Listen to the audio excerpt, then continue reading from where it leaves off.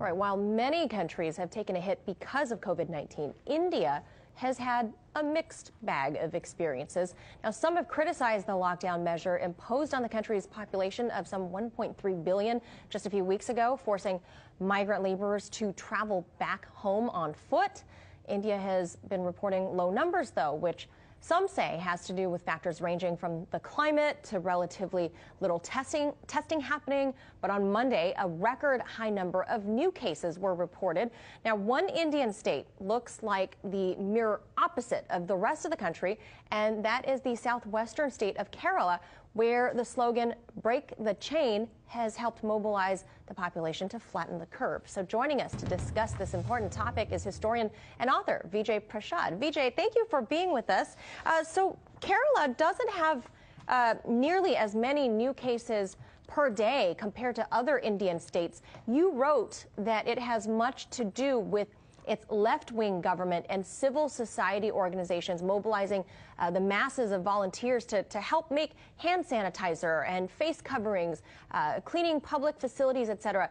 Does it look like the Modi government may be willing to take a page from Kerala's example here? Well, nice to be with you. The first thing to say is that Kerala is a state of 35 million people, 17 million women. Of the 17 million women, 4.5 million of them are members of a cooperative called Kudumbushri. It's an extraordinary state because people are organized into trade unions, women's organizations, cooperatives of all kinds.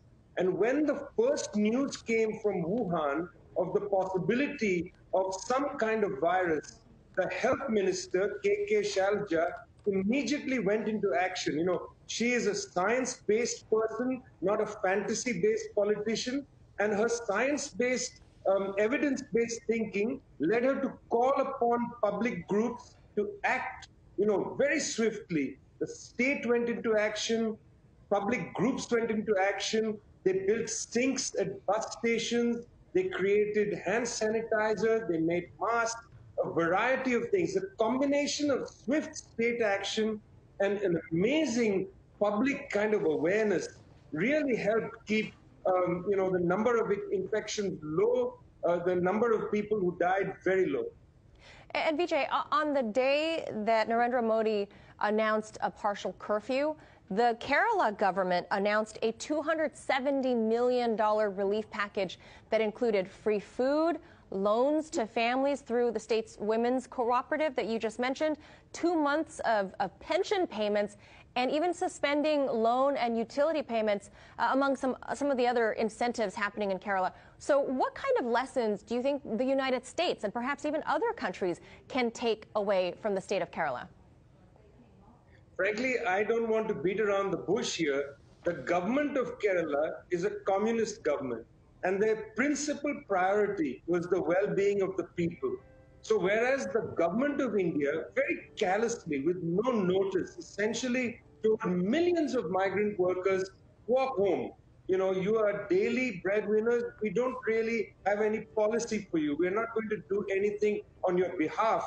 That was the attitude of the Indian government. The government of Kerala, left-wing government, had a completely different attitude.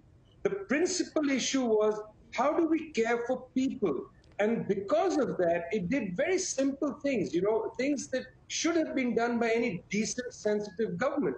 For instance, in every single local self-governing municipality, it created community kitchens so that people who are going to have a hard time buying food could just come there and pick up food, or the youth movement in the state would deliver food to people's homes. I mean, there's a sensitivity in these left-wing governments that I really want to underline. Yeah, it sounds like they really care about each other as neighbors there, the way people should be, the humanitarian angle of this. And lastly, Vijay, how would you compare Kerala's experience to this pandemic versus the rest of the country, where Modi's government has issued, very harsh lockdowns and has done, what people would criticize as very limited measures in curbing the outbreak? You see, it's important for people to understand that in India, unlike China, 1.5 billion people, almost half the population is a day away from starvation. This is very different from China, where nutritional intake is much higher. So in India, a government that does a lockdown must really create policies to alleviate famine and hunger. The Modi government has done nothing. And I'm very, very worried that we're going to have famine-like situations in India. We'll have food riots. The situation is only going to get worse because this government, the Modi government, is callous towards very simple things like the need of people to be able to eat a meal or 2 meals or, 3 meals per day. We look at Kerala and see that the government's first policy after contact tracing and so on was food.